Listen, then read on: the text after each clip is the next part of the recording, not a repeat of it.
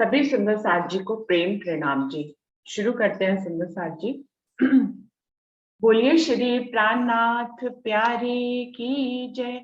बोलिए श्री सद्गुरु महाराज की जय। लागी वाली कछु और न देखे, पिया में दिन रैन रहे। लागी वाली कछु और न देखे, पिया में दिन रैन रहे। पिया रस में मगन हो, पिया रस में मगन भई, ना कछु मुख से कहे। लागी वाली कछु और न देखे, पिया में दिन रैन रहे। लागी वाली कछु और न देखे, पिया में दिन रैन रहे। एक अग्नि तेरे बिरहा की, दूजी इश्क की होए। एक अग्नि हो, एक अग्नि तेरे बिरहा की, दूजी इश्क की हो। जब लगना तो ही देखूं प्रीतम, जब लगना तो ही देखूं प्रीतम, चैन नाही मोहे। लागी वाली कछु और न देखे, पिया में दिन रैन रहे।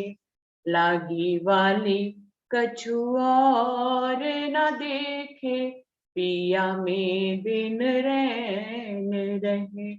पिया रस में मगन भई, ओ पिया रस में मगन भई, ना कछु मुख थे कहे।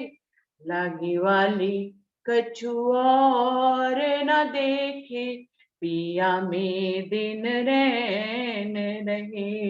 लागी वाली कछु और न देखे, पिया में दिन रैन रहे। विरहा जाने विरहनी, जो मिलके बिछड़ी होए। विरहा जाने हो, विरहा जाने विरहनी, जो मिलके बिछड़ी हो। जो मीन बिछड़ी होए जल से, जो मीन बिछड़ी होए जल से, यागत जाने सोए। लागी वाली कछु और न देखे, पिया में दिन रैन रहे। लागी वाली कछु और न देखे, पिया में दिन रैन रहे। पिया रस में मगन हो, पिया रस में मगन भई, ना कछु मुख थे कहे। लागी वाली कछु और न देखे, पिया में दिन रैन बसे। आशिक प्यारी पीयू की, ना जाने वाको कोई। आशिक प्यारी हो, आशिक प्यारी पीयू की, ना जाने वाको को। ना ऊपर देखा वही, ना ऊपर देखा वही, यो अंदर छिपी रोए। लागी वाली कछु और न देखे, पिया में दिन रैन रहे। लागी वाली कछु और न देखे, पिया में दिन रैन रहे। पिया रस में मगन हो, पिया रस में मगन भई, ना कछु मुख थे कहे।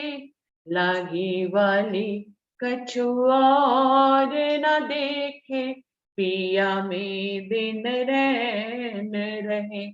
लागी वाली कछु और न देखे, पिया में दिन रैन रहे। पिया में दिन रैन रहे, पिया में दिन रैन रहे। बोलिए श्री प्राणनाथ प्यारी की जय। बोलिए श्री सद्गुरु महाराज की जय। सर्व सुंदर साथ की जय। प्रणाम जी, सभी सुंदर साथ जी को प्रेम भरा प्रणाम जी। चंदन दीदी प्रणाम आप आ जी। जाइए। प्रणाम प्रणाम दीदी, प्रणाम जी। प्रणाम जी।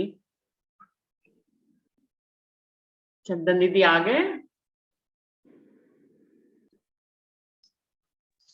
जी प्रणाम जी। जी दीदी शुरू करिए। प्रणाम जी।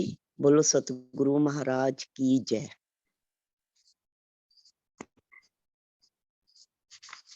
जरा सा पहले पिछला करके फिर हम आज का आगे का प्रसंग शुरू करते हैं ताकि वो सारा लिंकअप रहे। जी कल हमने ये सारा पढ़ा और देखा कि जब श्री राज जी द्वारा सौंपा गया जागनी कार्य जब एक काया से पूर्ण नहीं हो पाया, तो वही सेवा कार्य जब दूसरे तन से वही सेवा ली गई तो उस जागनी लीला को आगे बढ़ाया गया। ये जागनी लीला अब जागनी लीला नहीं, कायनी लीला कहलाई।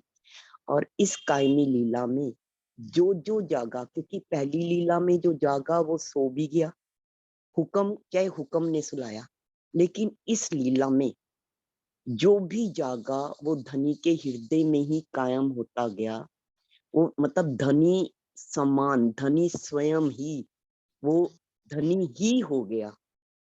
और अब इनकी ही कृपा से जो कायम हो रहा था जागृत होके, अब इस लीला के दौरान उनकी ही कृपा से आगे आठों बेचते।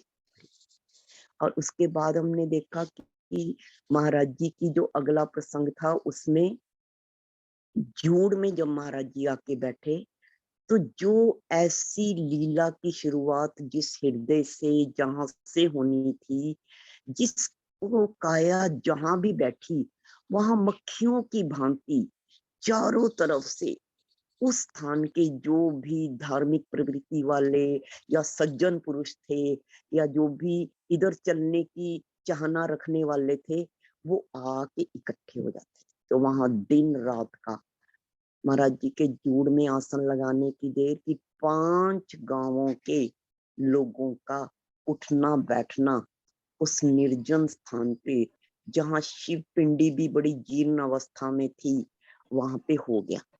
तो सुंदर साथ में ऐसा भाव महाराज जी के आदेश अनुसार उपजा कि वहां पे प्रॉपर शिव मंदिर की स्थापना हो गई। और मंदिर की स्थापना होते ही वहां पे लंगर वगैरह आदि की भी व्यवस्था शुरू हो गई। अब ये सारा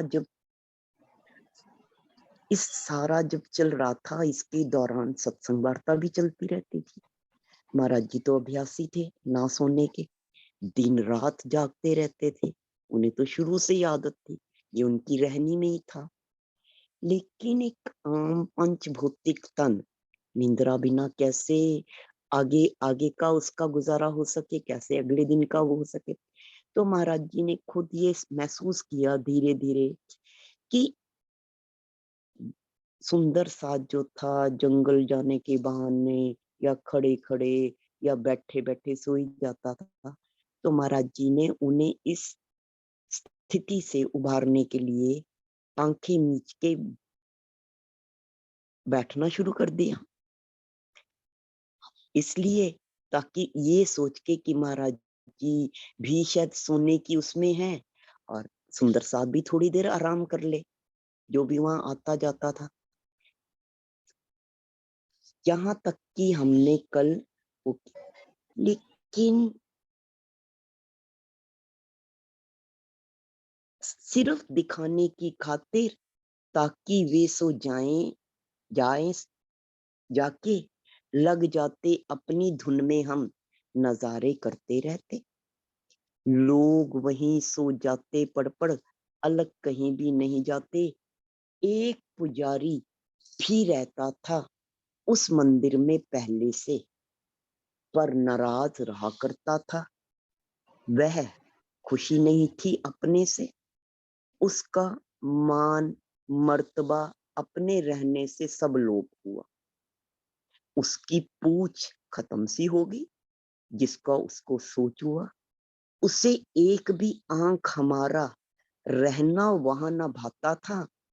कथा कीर्तन को अपने सबसे उड़दंग बताता था।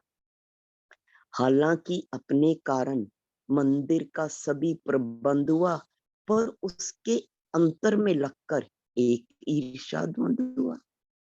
अब ये कुदरत का भी नियम है, और माया में तो ये आम सी बात है।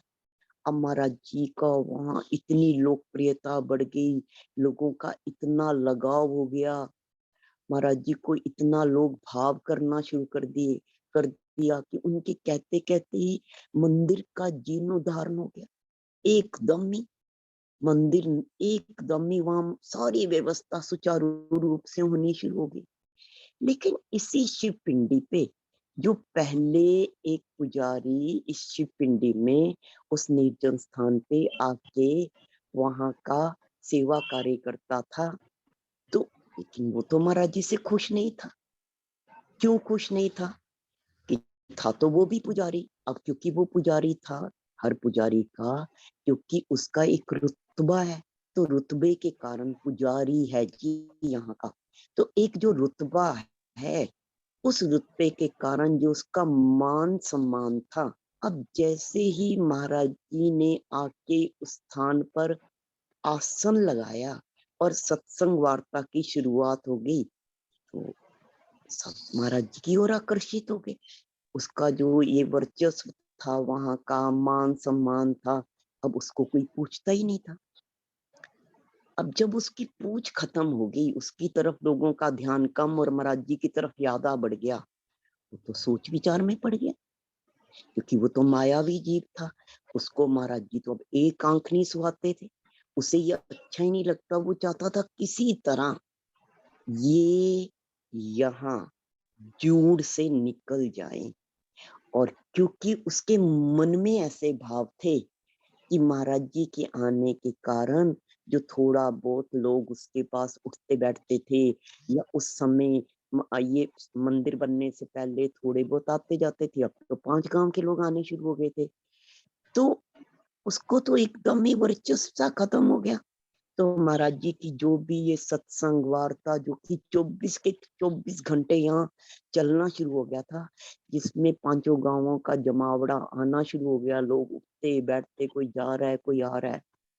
अब उसको ये सत्संग वार्ता भी उसे हुड़दंग लगता था।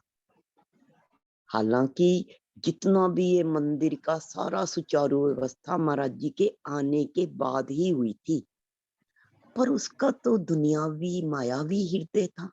वो हृदय तो ईर्ष्या अग्नि से भर गया। अब एक ही स्थान पे, जैसे कहते हैं ना, उस अपनी तरफ से उसे महाराज जी की तो कोई पहचान थी नहीं।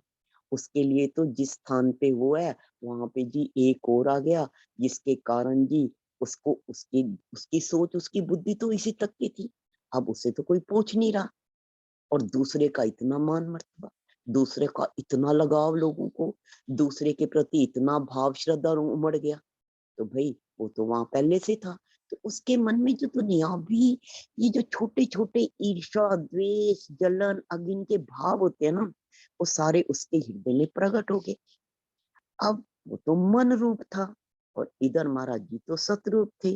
अब हमें दोनों के रहने का, हमें अब आगे की जो भी हम ये पढ़ने वाले हैं प्रसंग, इसमें हमें दोनों की करनी, दोनों की कथनी, दोनों की रहनी में भेद समझ आएगा। कि दुनियावी जी चाहे कहने को वो एक पुजारी है, कहने को वो पुजारी है। पुजारी का मतलब क्या है? जो दिन रात सेवा पूजा में लगा रहता है, जो दिन रात परमात्मा का नाम ले रहा है और दूसरों को भी परमात्मा के नाम लेने के लिए प्रेरित करता है। अब इस पुजारी ने, उसने एक तरकीब निकाली हमें डिगाने की आसान। अब है तो पुजारी, लेकिन उसके भाव कैसे हैं? कैसे मैं इन्हें यानी महाराज जी को सबकी नजरों में गिरा दूं? क्या क्या करूं? ऐसा क्या करूं कि मेरा थोड़ा वर्चस्व बना रहे और ये सबकी निगाह में गिर जाए। अब पेज 235। लो जी, हम तो मांग मांग कर अन गांव से लाते हैं, इन्हें लखों मस्टुंडों को मुंह छुट खिलाए जाते हैं। हमें समझ नहीं आता इतना नाज कहां से लावे रोज। एकत्रित रहती है यहाँ तो टुकड़े खोरों की खोज, करना और कराना कुछ नहीं, हाय हाय रहती हर वक्त। बढ़ तो जाते हैं रोजाना, कमती होते नहीं कम वक्त। करता रहा पुजारी भी अपनी सी, हम भी अपनी सी। अब क्योंकि ये पुजारी के भाव अंदरूनी, बाहर का चोला तो पुजारी का, लेकिन भाव तो उसके ऐसे, तो वो महाराज जी को गिराने की खातिर लोगों की निगाह में उसने क्या कहना शुरू कर दिया गांव में लोगों के आगे? देखो जी, हम तो रोज आए, हम तो मांग मांग के भिक्षा करके गांव से अन्न ले जाएं, लेकिन यहाँ देखो मुस्टंडों की तो फौज है, बढ़ते ही जा रहे, बढ़ते ही रहा। बताओ इतना अनाज हम इनकी खातिर कहाँ से आ जाते हैं? मुस्टंडे टुक्कड़ खोर खाने की खातिर है। करना कराना तो कुछ है नहीं, बस हर टाइम वहां हुड़दंग सा मचा रहता है, हाय हाय शोर शराबा। ये तो बढ़ तो रहे हैं, कम वक्त कम तो हो ही नहीं रहे। अब इस तरह पुजारी ने धीरे धीरे गांव वालों के मन में, गांव वालों के आगे अपने अंदरूनी भाव नहीं दर्शाया कि मैं महाराज जी को यहाँ से भगाना चाहता हूँ, जूड़ से निकालना चाहता हूँ। क्योंकि अब जूड़ में तो एक प्रॉपर मंदिर बन गया, जूड़ में तो अब लोगों का आना जाना हो गया है, तो अब इस जूड़ पे मेरा वर्चस्व होना चाहिए, वो नहीं दर्शाया। पर मकसद चाहे उसका वही था, लेकिन ऊपर की, क्योंकि देखो ये जो चालाकी चतुराई होशियारी है ना, ये ऐसे ही चलती है। सत और तरह चलेगा। अब वो अपनी करता रहता, महाराज जी तो अपनी। अब सत कैसे चल रहा था? सत को तो इन बातों से कुछ नहीं, महाराज जी को तो क्या लेना देना। ना उन्हें कोई वर्चस्व चाहिए था, ना उन्हें किसी स्थान का आधिपत्य चाहिए था, ना वहां की जो थोड़ी बहुत अब कमाई, क्योंकि जब इतने लोग 5 गांवों के आ रहे थे तो कुदरती बात है वहां पे चढ़ावा भी था।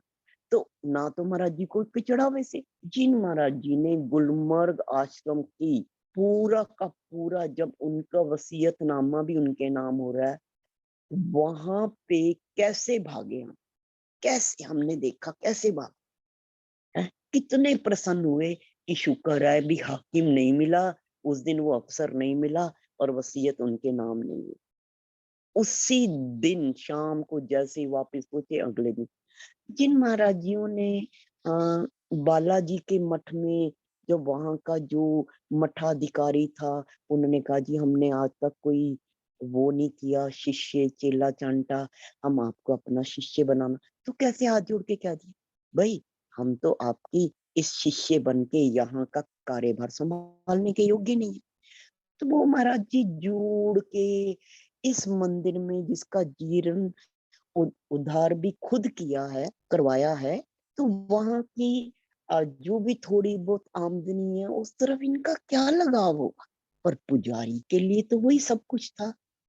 एक माया के जीव की और सत्य की राह पे चलने वालों की सोच, दुनियावी तौर पे, बाहरी जाहिरी बाहरी तौर पे देखो तो अब पुजारी तो किसी तरह हर हालत में दिन रात इसी ईर्ष्या जलन में था कि कैसे मैं इन्हें गिराऊं। और महाराज जी तो अपना उसी रंग रूप में, जैसे महाराज जी थे, बोलना शुरू कर दिया तो रुक ही नहीं रहे। लेकिन अब रुकना इसलिए पड़ रहा है कि चलो इसी बहाने थोड़ी देर ये जो सुंदर साथ आके सामने बैठ जाता है, इन्हें भी थोड़ा आराम मिल जाएगा। तो महाराज जी तो अपने इसी ही गुरु के गुणगान में, सतगुरु महाराज के जो इनके हृदय में था, श्री राज जी के गुणगान में जो अंदर हृदय में विराजमान है, वही उनकी जुबान पे था। तो दोनों में वो अपनी उस पे चल रहा था, राह पर पुजारी, और महाराज जी अपनी राह पे। तो हमारे सामने दो राहें यहाँ पे हैं, एक मन की राह, एक सत की राह। मन की राह पे चलने वाला कैसा हो, और सत की राह पे चलने। चलती रही बराबर गाड़ी, अलग अलग हम दोनों की। अपना नियम रोज का था, पांचों गांवों में हो आना, एक के बाद एक पे होकर वापस मंदिर आ जाना। अब वो पुजारी अंदर खाते धीरे धीरे लोगों के कान में निंदा चुगली रूपी जहर घोलता रहा। और महाराज जी अपनी सत्संग वार्ता में मस्त रहे। जो भी सुंदर साथ आता, उन्हें भाव से जो चाहता, या जो भी उनके प्रश्न होते, कोई गूढ़ प्रश्न भी पूछ लेता। सत्संग वार्ता में तो यही कुछ होता है। तो महाराज जी अपने दिल से 24 के 24 दिली भावों से सुंदर साथ की सेवा में थे।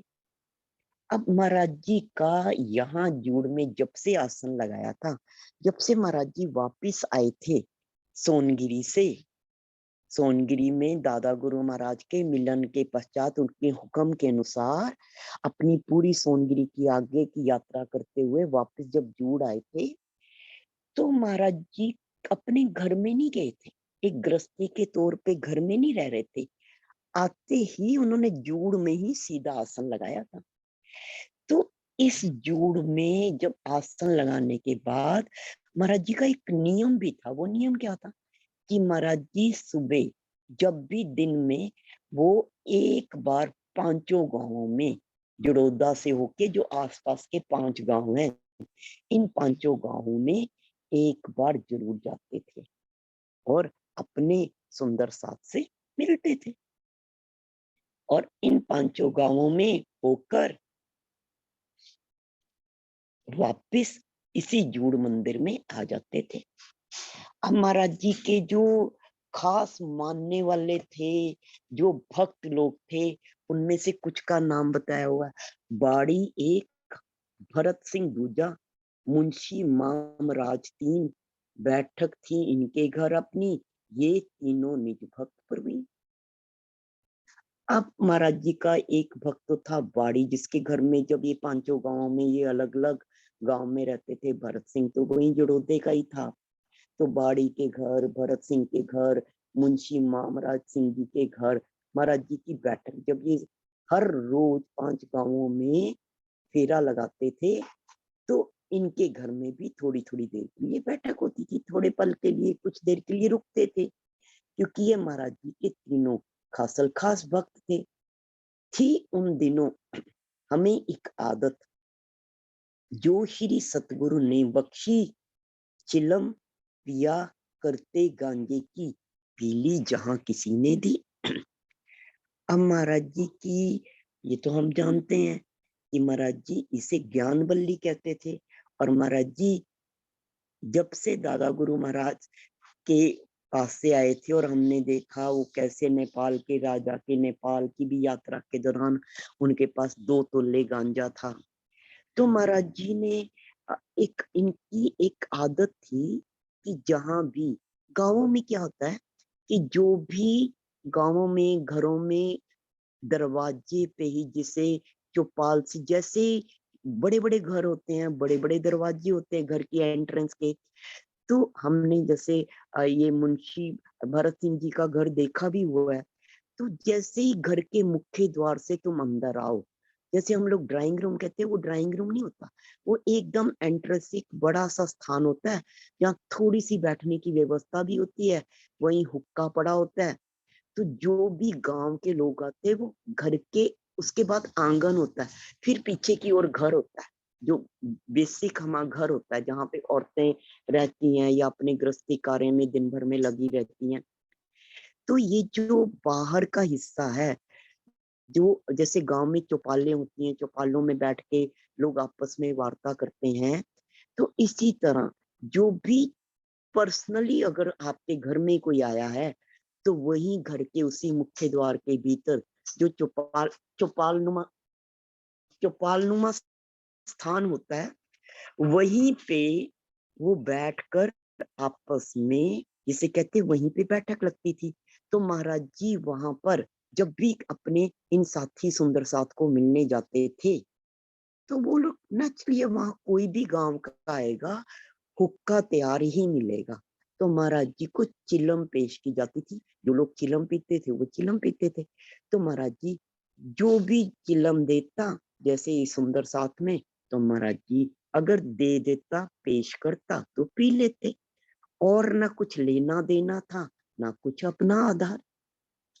इसके अलावा तो महाराज जी का कुछ भी तो लेना देना नहीं था।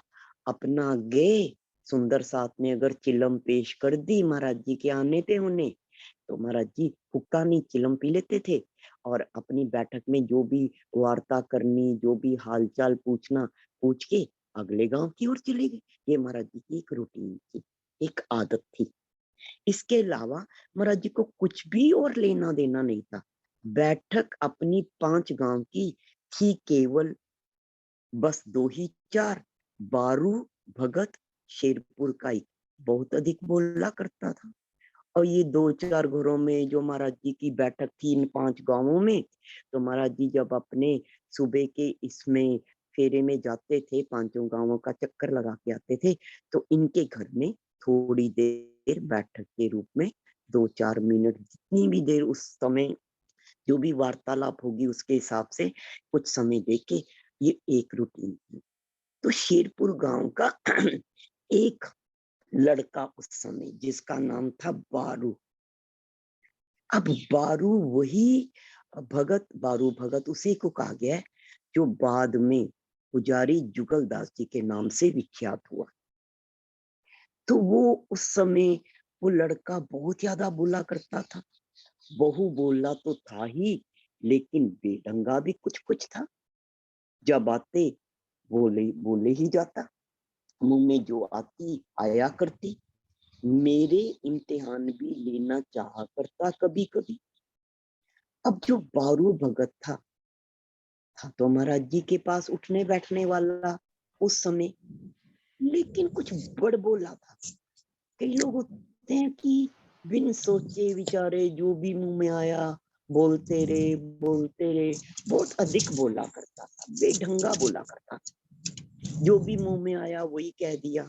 और उसका कुछ और भी उस समय, क्योंकि वो महाराज जी के जोड़ में आसन लगाने के पास शेरपुर गांव से रोज मिलने आया करता था।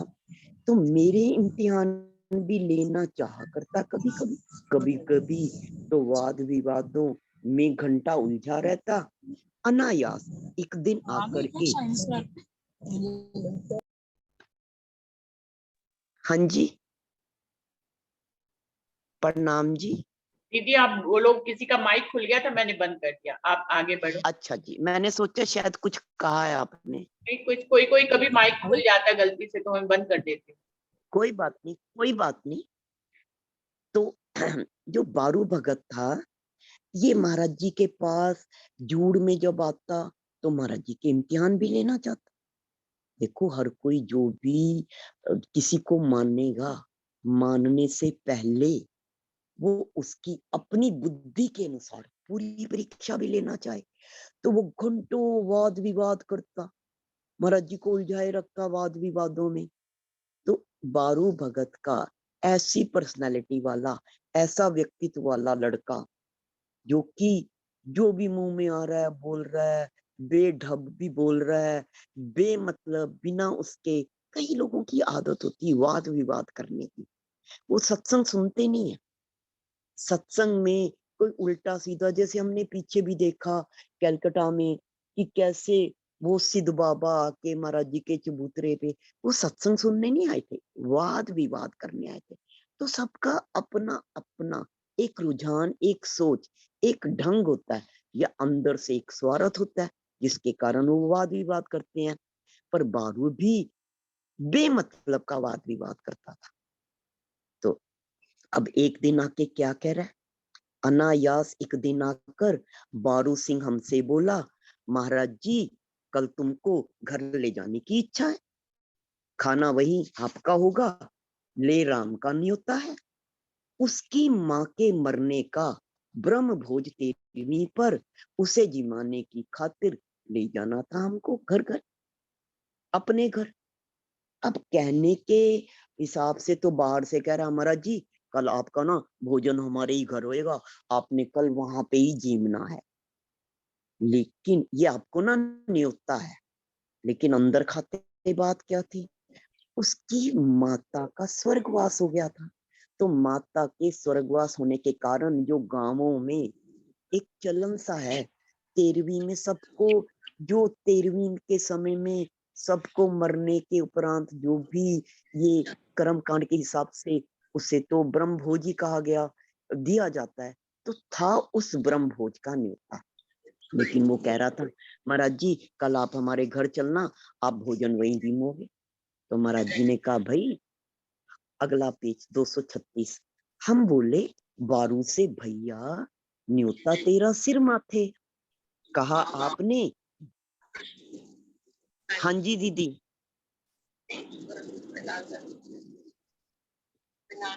हाँ जी जी, आगे बढ़ूं कि रुक जाऊं? दीदी आप बढ़िए, ये कोई माइक खोल, शिखा दीदी का बार बार माइक खुल रहा है, मैं बंद कर दे रही अच्छा हूँ, आप अच्छा, बढ़ो। मुझे गलत फहमी हो जाती है, मैं मेरे हाँ को लगता है हाँ, शायद बीच में से कोई कुछ पूछना चाह रहा है। नहीं नहीं, हम बोले, बारू से भैया, ये 236 पेज पर है हम, न्योता तेरा सिर माथे। कहा आपने जीम लिया हम, मरण भोज हम नहीं खाते। तो महाराज जी ने कहा, भाई आपका न्योता हमारे तो सिर माथे। बड़े प्रेम भाव से प्यार से उसे समझाया कि आप हमें बुलाने आए हो, बहुत बढ़िया। आपने कहा हमने जीम लिया, पर भैया हम मरण भोज नहीं खाते। अब तेरहवीं का भोज हम नहीं खाते, मरण भोज हम नहीं खाते। घर जाना और न्योता खाना छोड़ दिया हमने भैया, क्षमा चाहते हैं। घर से तो जो जा सकता उसे खिला। और आगे उसे प्यार से समझा दिया, देख भाई हम कोई पंडित पुरोहित तो है नहीं। अब एक समय तो चलो हम पंडित के परिवार से थे, हमारे पिताजी चाचा सब ये कार्य करते थे, है? लेकिन भाई हमने तो अब घर जाना लोगों के, और इस तरह कर्म कांड में न्योते खाने, भाई हमने तो ये सारे अपने ये छोड़ दिए हैं, तो हमें तो आप माफ कर दो। तो जो भी गांव में और दूसरे पंडित पुरोहित हैं, उन्हें अपनी माँ की इस तेरहवीं पे आप ब्रह्मभोज पे ले जाओ। अब देखो महाराज जी ने तो प्यार से कह दिया, प्यार से कह दिया। लेकिन वो बोला, बोला कैसे नहीं जाओगे, घर ले जाके छोड़ूंगा, जो प्रण रखा है ना तुमने, आज उसे मैं तोड़ूंगा। अच्छा, आप लोगों के घर में आना जाना न्योता खाना छोड़ दिया क्योंकि अब आप ये मतलब ब्राह्मणगिरी का काम नहीं करते हो? नहीं, देखूंगा कैसे नहीं जाते, अड़ब था ना। छोटी उम्र में उस उम्र में आदमी को बोलने का, समझने का थोड़ा ढंग अनुभव के साथ धीरे धीरे एक अलग बात हो जाती है। कैसे नहीं जाओगे? अब देखो, कहने को तो वो बारू था, कहने को तो महाराज जी के पास आता था, पर उसके बोलने का ढंग ही देख लो। मैं तो घर ले जाके छोड़ूंगा। जो तुमने ये प्रण कर रखे है ना कि हम ब्रह्म भोज तेरहवीं के नहीं जिमेंगे, मैं आपके उस प्रण को भी तोड़ूंगा। चला गया इतना कहकर हमसे वह बारू सिंह भगत। लेकिन अगले दिन फिर आया, खाने का जब आया वह, ये कह के, अब महाराज जी ने जो कहा और बारू ने ये कहा, ये दोनों बातें हमारे सामने। एक कह रहा, भाई हम तो मरण भोज नहीं खाते, लेकिन दूसरा कह रहा, कैसे नहीं खाते, हम खिला के छोड़ेंगे। आपने अगर कोई प्राण प्रून ले रखा है ना कि मरण भोज पे नहीं जाते, वो भी तुड़वा दूंगा, देखूंगा। अब जब उसने इस रंग ढंग से बोला, अब आगे की लीला तो बहुत ही ज्यादा फिर मजेदार। भाई अब आगे की लीला समझने से पहले हमें ये समझ लेना चाहिए कि भाई एक हक की मर्जी और एक हमारे मन की मर्जी, एक हक का हुक्म और एक हमारे मन का हुक्म। अब इन दोनों बातों को अगर हम दिल में रख के आगे का प्रसंग पढ़ेंगे तो बहुत ही आनंद आएगा। क्या आनंद आएगा? जब हम हक की मर्जी के अनुसार हम नहीं चलते तो खेल में कैसा रंग हक भर देते हैं। अगले दिन फिर आया खाने का, जब आया वक्त दृष्टि पड़ी हमको बारू सिंह, हमने आसन छोड़ दिया। अब यहाँ से लीला स्टार्ट होती है। जैसे ही अगले दिन चढ़ा और बारू सिंह आ गया महाराज जी को अपने घर लेवाने के लिए, कि न्योता तो उसने दिया हुआ था कि चलो महाराज जी को अपने साथ जूड़ से शेरपुर अपने गांव ले जाता हूँ अपने घर। तो महाराज जी जूड़ में जो महाराज जी अपने आसन पर बैठे हुए थे, जैसे ही जूड़ एक जंगल नुमा स्थान में, तो जैसे ही महाराज जी ने दूर से देखा कि बारू सिंह आ रहा है, तो महाराज जी ने तुरंत ही अपना आसन छोड़ दिया और उठे, अपनी छड़ी उठाई और जड़ोदे की जानिब को हमने अपनी राह ली। महाराज जी जड़ोदे की ओर चल दिए। अब इधर से शेरपुर से बारू सिंह आ रहा है जूड़ की तरफ और महाराज जी जूड़ से जड़ोदे की ओर जा रहे हैं। निकले उसके सन्मुख से ही, किंतु ना उसको दिख पाए। अब एक तरफ से तो बारू सिंह आ रहा है और एक तरफ से महाराज जी बारू सिंह जूड़ के अंदर की ओर आ रहा है और महाराज जी जूड़ से अंदर से बाहर की ओर। महाराज जी चाहे उसके सम्मुख से सामने से ही निकले, देखो कैसी लीला घटित हुई। लेकिन और बारू सिंह महाराज जी को ही लिवाने आया है जूड़ पे, लेकिन उसे तो महाराज जी दिखे ही नहीं। आसन के जब गया निकट वह, तो आसन खाली पाया। पूछा क्रोध से, कहाँ चले गए? लोगों ने संकेत दिए। अभी जड़ोदे की जानिब को उठ करके महाराज गए। हमने पहुंच भरत सिंह के एक चिलम्बी पी डाली। अब जूड़ तो जड़ोदे में ही है, जड़ोदे के दक्षिण पश्चिम में है।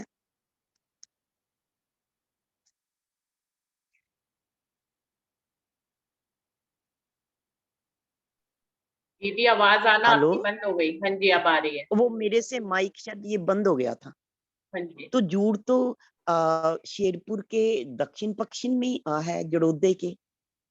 तो महाराज जी ने जैसे ही बारू को देखा, महाराज जी अपने आसन से उठ के चल दिए।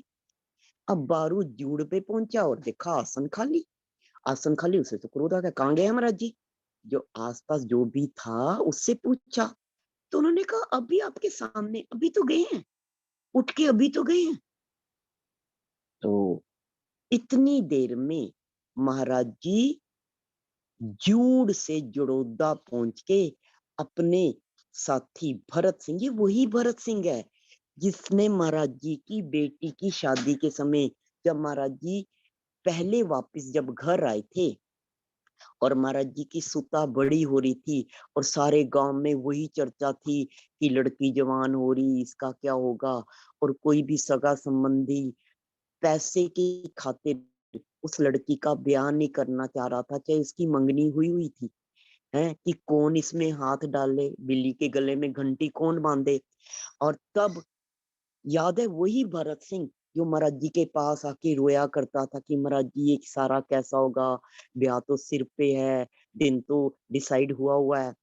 और महाराज जी ने जिससे चिट्ठी लिखवाई थी और जिसने चिट्ठी बाल्टी में डाली थी पानी में, और बड़ा ही हैरान हुआ था ये चिट्ठी सतगुरु महाराज तक कैसे, ये वही भरत सिंह है।